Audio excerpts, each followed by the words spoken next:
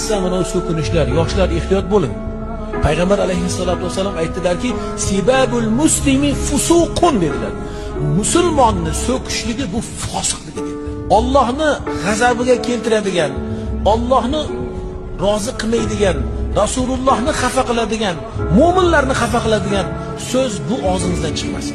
Qanaqadir bir haligi musulmonni og'zidan chiqmaydigan gaplarni gapirganlarda o'sha vaqtda qaytaramiz. O'y, birodar, bu tilingiz bilan siz Qur'on o'qiysiz, ehtiyot bo'ling. Bunda Qur'on sizning qalbingizga kirmaydi. Ehtiyot bo'ling. Qur'on o'qiydiganlar, siz so'kinsangiz, har xil birlarni fitna fasod qilib orqalaridan g'iybat qilsangiz, shu tilingiz bilan bo'xton, shunaqa iftirolarni qilsangiz, u tilingizda faqat Qur'on o'qiladi, dilingizga tushmaydi. Va Qur'on ham tilingizda aksi.